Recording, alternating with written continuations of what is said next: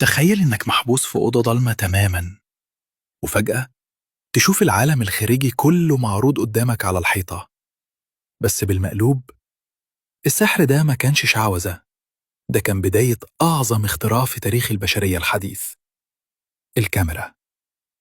من أكتر من 1000 سنة في القرن ال11 عاش بطل قصتنا في مصر، عالم موسوعي اتصنف إنه أول عالم وباحث حقيقي بالمعنى الحديث، الحسن بن الهيثم. القصة بتبدأ بمشكلة ضخمة.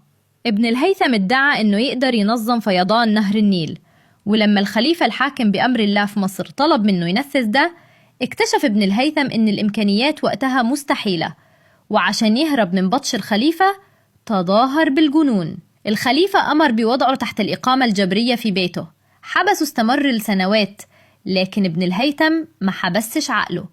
الأوضة الضلمة اللي كان عايش فيها تحولت لأكبر معمل في التاريخ. في الوقت ده كان كل علماء الإغريق مقتنعين إن العين هي اللي بتطلع أشعة عشان نشوف الحاجات، لكن ابن الهيثم في عزلته لاحظ إن الضوء بيدخل من ثقب صغير في باب الأوضة وبيقوم عاكس صورة الأشجار اللي بره على الحيطة جوه.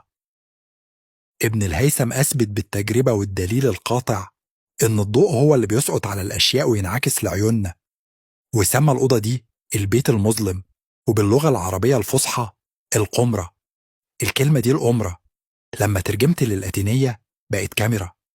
أيوة، الكاميرا اللي في إيدك دلوقتي واللي بتشوفني منها أصلها فكرة اتولدت في عقل عالم عربي سجين في أوضة ضلمة.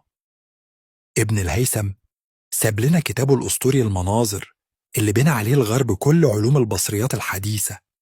هو ما كانش مجرد عالم، ده كان النور اللي نور للعالم في عصور الظلام. في المرة الجاية اللي تاخد فيها سيلفي أو تصور فيديو، افتكر إن الفضل كله بيرجع لشخص من عظماء الظل، هو ابن الهيثم.